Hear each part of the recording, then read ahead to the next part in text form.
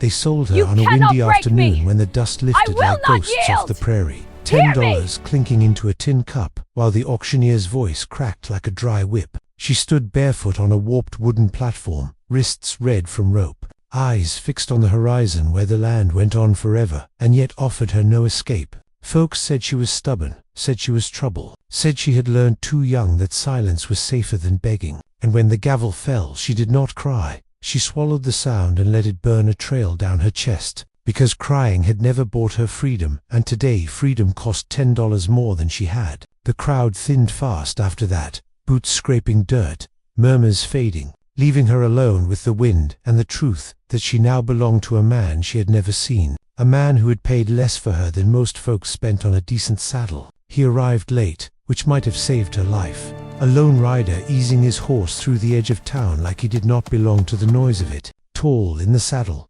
dust-coated, hat pulled low against the sun. He had the look of a man who listened more than he spoke, the kind who read a room the way others read the sky for rain. His horse stopped short when it saw the platform, ears flicking, and the cowboy followed its gaze, eyes narrowing as he took in the empty boards and the frayed rope hanging loose. Something hardened in his jaw then, because he knew that look. He had seen it before on cattle sold cheap and souls sold cheaper, and though he did not yet know her name, the echo of that gavel struck something old and sore inside him. Her new owner was a gambler from 3 towns over, a mean little man with quick hands and quicker lies. He smelled of whiskey and bad intentions. He bragged about his bargain while tugging her along like a sack of grain, promising work she knew meant something else. The road out of town stretched long and empty, every step dragging her further from the thin hope she had kept folded in her chest since childhood. She counted her breaths, counted her steps, anything to keep from screaming,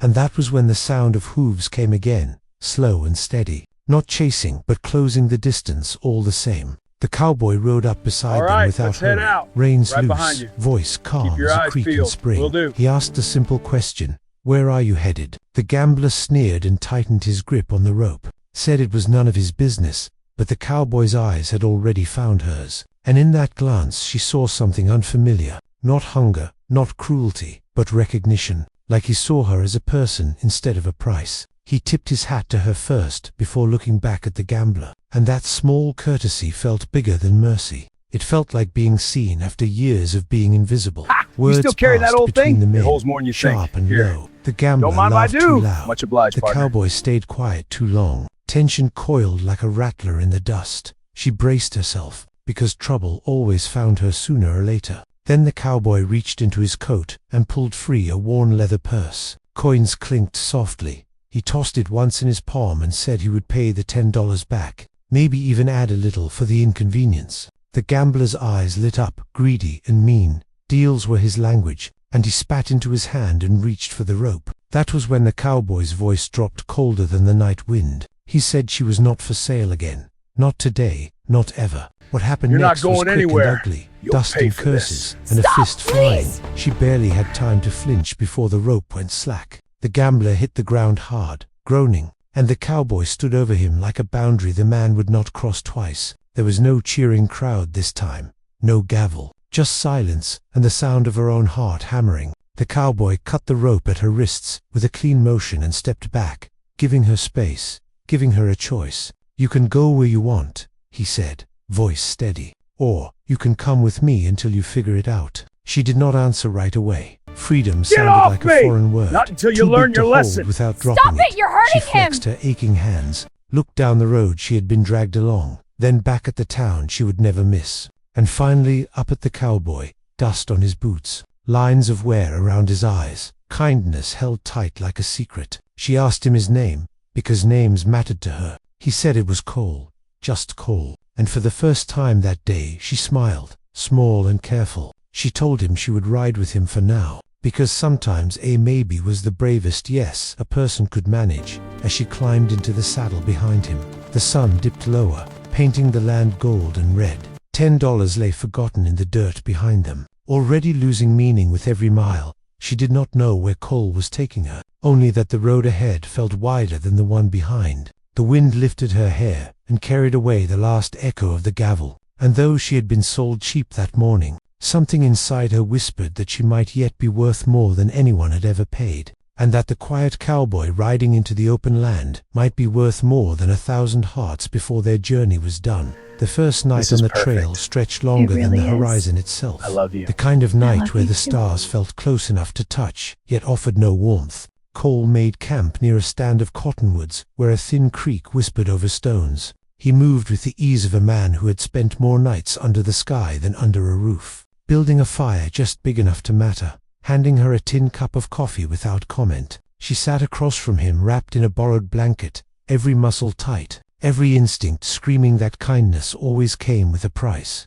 She watched his hands instead of his face, noted how they never shook, never rushed, how he kept a respectful distance, like he understood that trust was something earned mile by mile, not bought with $10 or a smooth voice. And in that quiet space between them, fear slowly loosened its grip, replaced by exhaustion so deep it felt like sinking into the earth itself. It's a beautiful night. Days passed, measured by hoofbeats and sunrises, the land changing from dry flats to rolling grass, then back again. Conversation came in pieces, never forced. Cole spoke when there was something worth saying. Stories about cattle drives gone wrong, about storms that flattened whole herds, about a brother he no longer spoke to, and a ranch that existed now only in memory. She shared little at first, pieces of her past lodged like splinters too painful to pull free. But sometimes at night she would talk without meaning to, words spilling out into the dark, about being passed from hand to hand, about learning early that silence kept you breathing. Cole never interrupted, never offered easy comfort. He just listened, and somehow that felt safer than pity, safer than promises. Trouble found them 3 days out, as it always did. Riders on the ridge at dawn, silhouettes sharp against the sky. Cole saw them first, his body going still in a way that told her this was not his first dance with danger. He guided her horse behind a low-rise voice, calm, telling her to stay low no matter what she heard. Her heart thundered as memories clawed their way back. Men with guns, men with ownership in their eyes. She tasted dust and fear, but this time she was not tied, not helpless. She held the reins with hands that still shook yet did not freeze. Cole rode out alone to meet them, the wind carrying fragments of sharp words and sharper intent. When he returned, his jaw was tight. The gambler had friends, and friends did not like losing money or pride. It's beautiful out here. Cole kept the fire low, not as and his beautiful rifle as you. Close. You always know what to She slept say. in short, broken stretches, waking at every sound. And sometime before dawn she realized something had changed. Fear was still there, but it was no longer the only thing in her chest. There was anger now, hot and steady. Anger at being hunted like property. Anger at a world that measured worth in coins. She sat up as the sky lightened, told Cole she was tired of running, tired of being scared. He looked at her for a long moment, then nodded once, said fear was a sensible thing, but it did not have to be the boss. He asked her what she wanted. Not where she wanted to go, but what she wanted. The question hit harder than any blow she had ever taken, because no one had ever asked her that before. They reached Cole's spread 2 days later, a weathered house tucked against a rise, fences leaning but mended with care, cattle grazing slow and steady. It was not much by town standards, but it felt solid, earned. The kind of place built one hard season at a time. Cole showed her the spare room, left fresh water and clean clothes without a word, told her she could stay as long as she needed or leave whenever she chose. No debts, no expectations. She stood there long after he left, fingers brushing the quilt, overwhelmed by the simple luxury of a closed door she could open herself. That evening she joined him on the porch, the land stretching quiet and endless. Me too. She asked why he had helped her, really helped her, not just paid $10 and ridden on. Cole stared out at the herd before answering, said he had once been young and owned nothing but his strength, said he had watched men get bought and sold by circumstances until there was nothing left of them, said he did not believe people were meant to be owned, not by other people, not by fear. His words settled deep, heavy and true, and she felt something inside her shift, like a locked gate swinging open for the first time. Work became a language They look so they peaceful shared. out there. She learned the rhythms of the ranch, life. feeding really stock, is. mending fence, cooking meals that tasted better when eaten tired. Her body grew stronger, her sleep deeper. Laughter found its way back in small, unexpected bursts. Sometimes she caught Cole watching her with an expression she could not yet name. something careful and protective and restrained. It scared her more than cruelty ever had, because caring meant having something to lose, and she had lost too much already. One night, as a storm rolled in from the storm's west, getting worse. thunder muttering the like herd's distant spooked. guns, We need to bring them in. She told Cole she Let's was get afraid of inside first. staying, afraid of wanting this life, afraid that the world would come crashing back to take it from her. Cole listened like he always did, then said wanting something did not make it weak, it made it real. He promised nothing beyond what he could give: honesty, respect, a place where she could stand on her own feet. The rain began to fall hard, drumming on the roof, and in that sound she felt the past loosening its hold. Not gone, but no longer chaining her in place, because somewhere between the long road and this quiet ranch, she had begun to believe that she might be worth more than survival alone, and that the cowboy who had paid $10 for her freedom was slowly, without meaning to, teaching her the value of her own heart. The trouble she had feared finally rode in one afternoon with the sun high and merciless, dust rising on the far edge of the range, like a warning she felt in her bones before she saw it.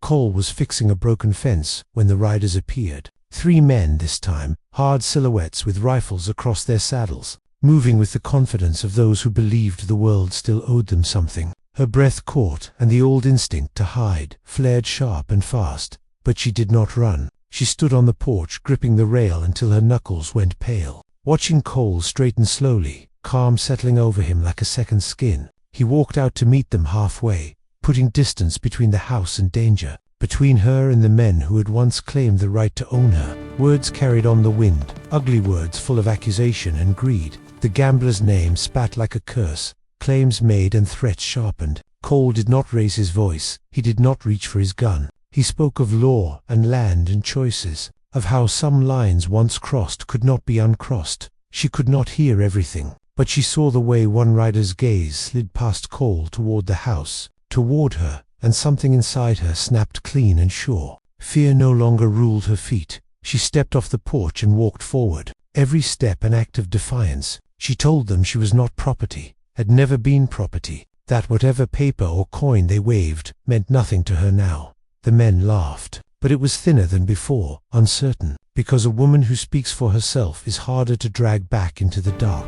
The standoff stretched tight as a drawn wire, hands hovering near holsters, the air heavy with heat and memory. Cole glanced back at her once, a silent question in his eyes, and she answered it with a nod. Whatever happened next would not find her silent or bound. The first shot came from the ridge, wild and high, cracking the stillness, and chaos followed fast, horses rearing, men shouting. Cole moved like the storm he had always been waiting for, precise and controlled, driving the riders back with warning shots and iron resolve. She took cover behind a boulder, heart pounding, yet even as fear surged, she felt something stronger holding her upright, a certainty that no matter how this ended, she would not be sold again. When the dust finally settled, the riders were gone. It really is. I love it here. Enough to keep them riding.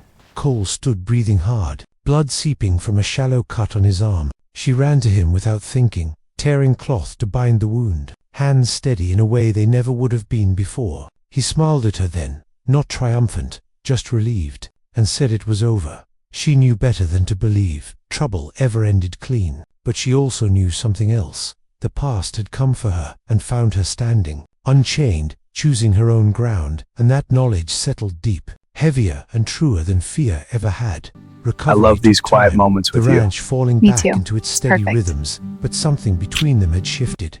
The space once careful and wide grew warmer, closer. Evenings found them talking longer, sitting side by side on the porch as the sky burned down into dusk. She told him her real name then, the one she had stopped using because it reminded her of everything she had lost. He said it like it mattered, like it belonged to her again, and in return he told her about the dream he had buried, of rebuilding the ranch proper, of roots instead of roads, of a life not spent always riding away from pain. It's so peaceful Love out did not here. arrive all at It once is. like a thunderclap. Just what we needed. It came I'm the glad way we have healing this. did. Me too. Slow and sometimes aching, in shared work and shared silence, in the way Cole waited for her to step closer instead of pulling her in the way she learned that wanting did not have to mean losing herself. The first time he kissed her it was gentle and asking, a question more than a claim, and she answered it with a soft certainty that surprised them both, because this was not rescue or debt or ownership. This was two people choosing each other on equal ground. Seasons turned, grass grew tall, then yellowed. Calves were born and fences rebuilt.